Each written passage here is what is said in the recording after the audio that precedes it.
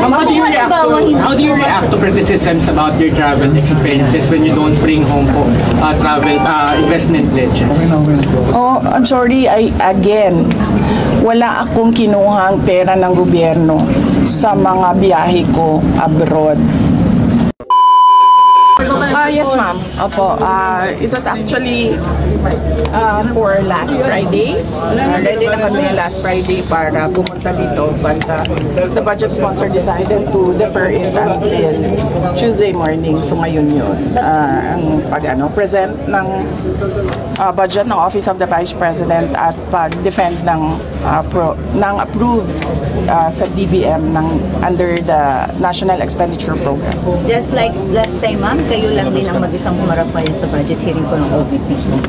Oh yes, oo. Nag-usap kami ng mga kasamahan ko sa Office of the Vice President and syempre lahat ay apprehensive pa sa nangyari noon sa mga personnel. Nangyari noong committee hearing sa House of Representatives sa mga personnel ng Office of the Vice President na ang daming kinabahan, ang daming nagka-anxiety, ang daming nagkasakit. So sinabi ko sa kanila na it is best kung ako na lang yung aharap sa budget hearing ng Office of the Vice President. Next question, Marian. VP, yung 7.4 million pesos po na binanggit nyo, security personnel po, na public funds po ba galing? Yes. Oo. Napakaklaro nun, no, na wala akong ginamit para sa akin, para sa Vice President, na pera ng gobyerno para sa mga biyahe ko overseas. Ang merong charge sa Office of the Vice President ay yung security at decision yon ng Armed Forces of the Philippines kung magpapadala, ilan at kung sino. At yung pangalawa ay yung sa Office of the President, Office of the Vice President personnel na sumasama kapag meron akong events at activities for the Office of the Vice President. Ma'am, you were given an option earlier kung pwede niyo i-waive yung parliamentary immunity, but you opted to answer the questions anyway. Why po? Yes, oo. Ano nga ba yun? Meron silang tradisyon. According to the House of Representatives, meron silang tradisyon na hindi na nag-hearing ang budget ng Office of the President at Office of the Vice President. Pero kanina tinatanong ako kung i-waive ko ba yung tradisyon na yon nila, no? The privilege, yes. And sinabi ko na i-waive ko yung privilege na wala nang tanong sa budget ng Office of the Vice President. Ma'am? Last two questions, Red. Ma'am, were you expecting yung mga confidential fund questions and yung mga questions about your travel doon sa mga lawmakers na galing sa Makabayan Block? Were you expecting it already? Yes, oo. Madami kaming mga in-expect na mga tanong pero dalawa lang yung nilabas nila, no? Yung tanong sa confidential funds na sinabi ng defense lawyers na huwag sagutin kasi meron silang defense strategy na hindi dapat nalaman. Ma'am, pero yun nga ma'am, you expected po ma'am na parang dalawa lang yung Makabayan pero yung minority po ma'am had to offer your privilege, parang nirespect nila na hindi na sila magtatanong. So ano po reaction po niyo na yung almost all of the minority block po ma'am hindi na rin po nagtanong aside from ng Makabayan? Hindi ko naintindihan yung tanong, sorry. Kasi po ma'am, kasi na parang minade na rin po ng minority, hindi na po nagtanong yung almost lahat ng minority, members ng minority sa inyo. Of course, majority expected na hindi na magtatanong. Yung minority hindi po nagtanong sa inyo, ma'am. So ano po yung reaction po ninyo na parang dalawa lang sa minority, yung Makabayan Block lang nagtanong and hindi lahat yung ng minority members, ma'am? Wala akong feelings or reactions sa doon. Ma'am, why last the House of question. Appropriations panel extended parliamentary courtesy to you this year? Because last year nga po medyo nagkaroon ng intense scrutiny over your over alleged secret fundraising. Why do you think? Hindi ko alam. You have to ask the House of Representatives kung anong iniisip nila. Ma'am, kanina you mentioned that you were last question answering Kasi subject Minsan lang tayo nagaganito. subject of an impeachment trial po. Ma'am, are you still expecting na matutuloy siya or are you still preparing your defense? Oh yes, kasi kung hindi man yan matuloy ngayon, 2025, I'm sure mag-file yan 2026, mag-file yan 2027, or even siguro 2028, right before the presidential elections. So, this is all about the presidential elections of 2028. Ma'am, how do you react to criticisms about your travel expenses when you don't bring home po travel investment pledges? Oh, I'm sorry, again, wala akong kinuhang pera ng gobyerno sa mga biyahe ko abroad. Okay. Ma'am, babalik kayo dito sa plenary deliberations. Babalik po kayo sa plenary deliberations. So, support po ba kayo sa kay Kong Jose Alvarez sa plenary deliberations ng budget niyo? Ay, pinag-iisipan ko kasi naaawa ako sa kanya eh. Naawa ako kasi he's already 81 years old and kanina nasistress na siya. Kaya pinapatawa ko. Malihog, ma'am, kamusta po? Tingnan natin kung kung nandyan pa yung awa ko sa kanya by the time na schedule na ng plenary. Ma'am, si PR? Ano ba kanina, ma'am, binabanatan ka or medyo mas mabait sila sa'yo this time? Kasi yung word kanina ka na gano'n nag-react sa Banat yun. Banat talaga yun. Maganda lang magsalita. Magaling lang magsalita yung dalawang nagtatanong. Hindi sila tulad nung dati na paano bang description ng paano yung mga It was just, more tame this time. Oo, kasi 'di ba? Hindi naman sila nagtatanong about sa budget eh. Nagtatanong sila about sa confidential funds at sa travel. Eh sinabi ko na nga wala naman akong kinuhang pera ng gobyerno para bumili ng ticket, humingi para sa hotel, para sa representation per dime, wala naman akong kinuha sa gobyerno. Ma'am, were you expecting an atmosphere a while ago na gano'n na magiging scenario or you prepared for a more intense sagutan sana kung sakali? Were you surprised na gano'n lang kanina? Far from the last time you were here. Hindi lang yun naging intense kasi hindi ako bumanat.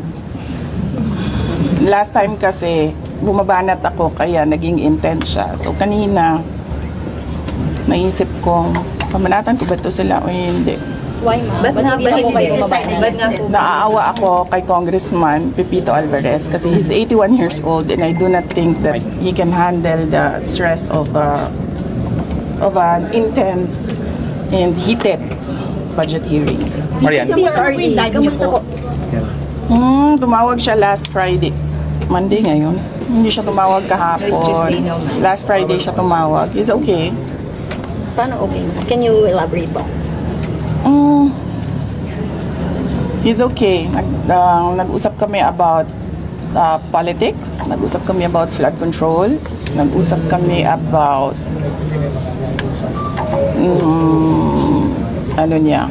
love life niya.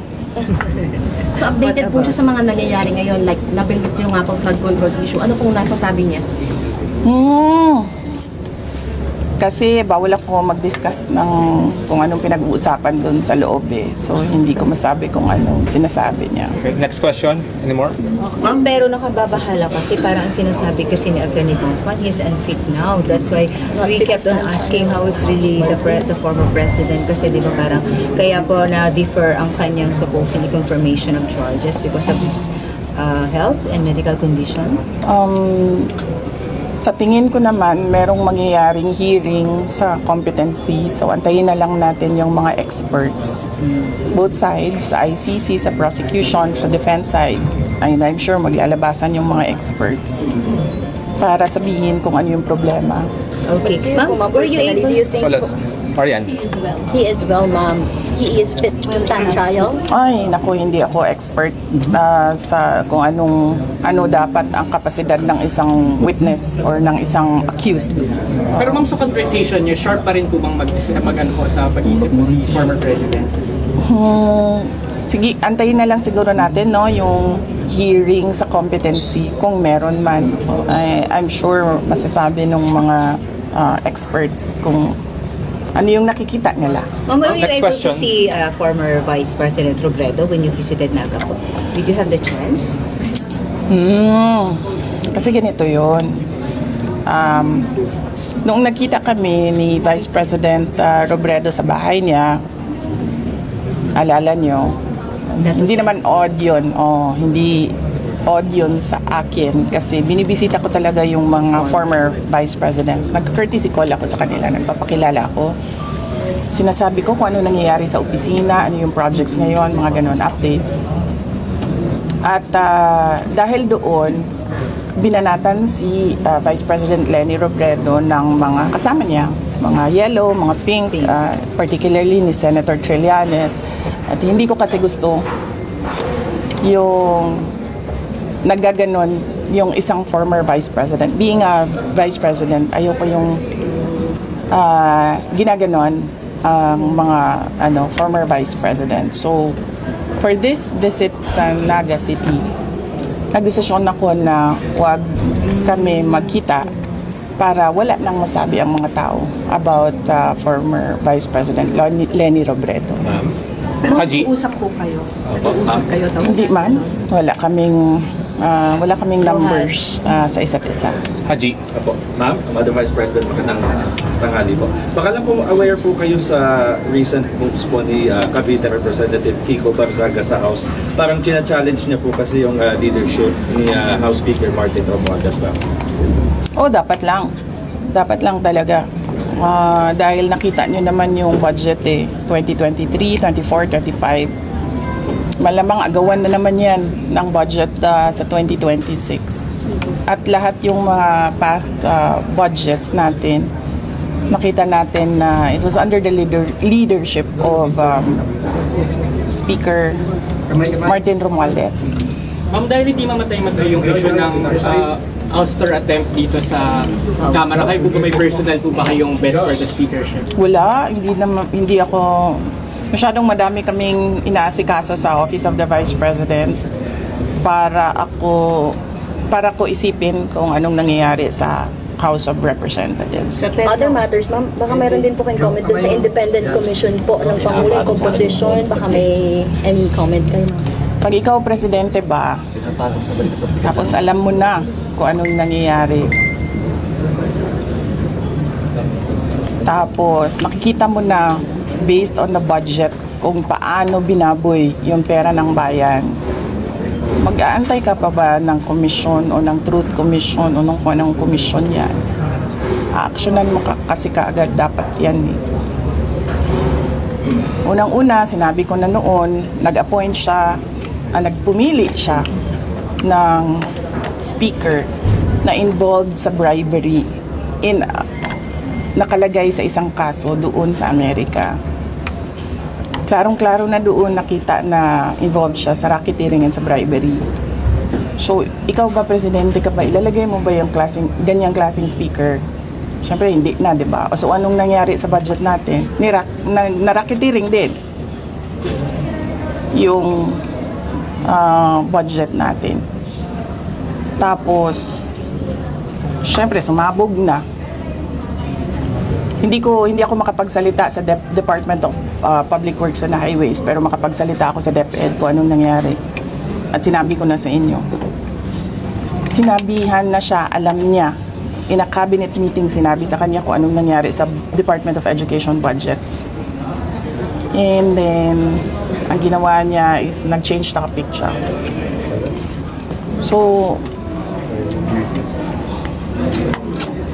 anong pa bang komisyon, anong truth commission, anong investigative body pa ang kailangan mo? Nandyan na yung budget, nakikita natin kung paano siya kinuha. Diba dapat nun, diretso mo na gawin, tanggalin mo na yung speaker mo, ayusin mo na yung, sabihan mo na yung mga kaalyado mo sa House of Representatives, ayusin niyo yung budget, tapos panagutin mo na yung mag-lifestyle check ka na dyan sa mga congressman at sa mga staff nila. Dami dyan, may bahay sa abroad. Diba? Masyado siyang hindi niya alam kung ano gagawin at masyado siyang mabagal gumalaw. Nagmamadali ang Pilipinas eh. Pero alam niya lahat to, ma'am.